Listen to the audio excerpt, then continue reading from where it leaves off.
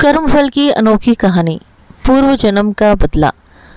पूर्व जन्म का बदला लेने के लिए स्त्री बनकर लिया दूसरा जन्म।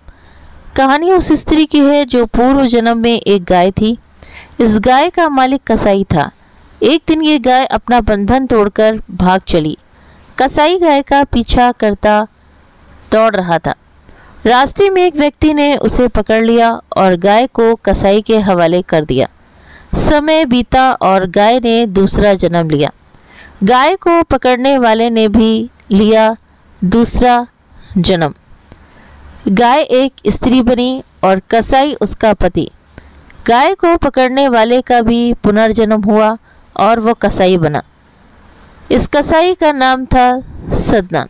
सदन कसाई होने पर भी पूर्व जन्म के कर्मों के कारण ईश्वर में बड़ी आस्था रखता था। एक बार यह तीर्थ यात्रा पर निकला। रात में स्त्री ने किया हैरान करने वाला काम।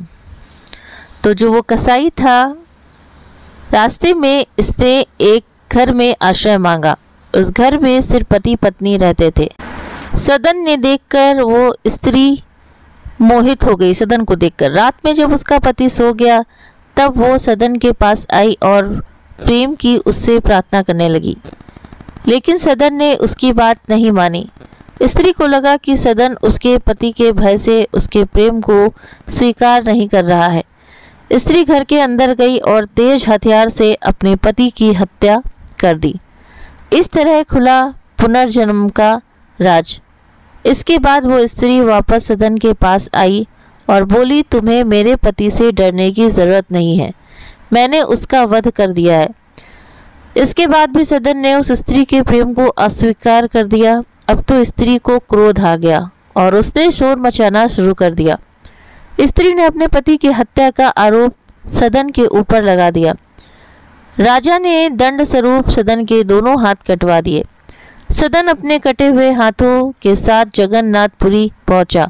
यहाँ पहुंचने पर एक रात उसे सपने में आकर जगन्नाथ जी ने बताया कि तुमने पूर्व जन्म में गाय को पकड़कर कसाई को सौंप दिया था। गाय ने तुम्हें माफ़ नहीं किया और स्त्री के रूप में जन्म लेकर तुम्हें ये दंड दिया है। कहते हैं इसके बाद जगन्नाथ जी ने एक चमत्कार किया और सदन के दोनों हाथ वापस लौट आए। तो कर्मफल की अनोखी कहानी है। पूर्व जन्म का बदला जो होता है वो मिलकर ही रहता है। कर्म जैसा जो करता है उसको वैसा फल ही मिलता है। जैसा कि एक चाहे वो कोई कुछ भी बन करके आए लेकिन वो बदला लेती है। वो कहते नहीं कि मनुष्य हमारे जो बेटा है, बेटी है, पति है, पत्नी है, घर परिवार है, ये सब कर्म फल के प्राणी हैं, ये कर्म प्राणी हैं। तो हमने जैसा जैसा कर्म किया है उसी के अकॉर्डिंग हमको इस जन्म में परिवार और जो कहते नहीं कि किसी का कत्ल होता है, किसी के यहाँ चोरी होती है, तो हम जब किसी के यहाँ कुछ करके आए हैं किसी के लिए तो आज हमें मिलता है। और जैसे किसी के साथ अच्छा होता है तो अगर उसने अच्छा किया है तो उसके साथ अच्छा होता है। तो अगर कहानी पसंद आई हो तो कहानी को बिल्कुल आप लाइक करें, चैनल को सब्सक्राइब करें और प्लीज़ आप बेल आइकन को भी प्रेस जरूर से जरूर करिए।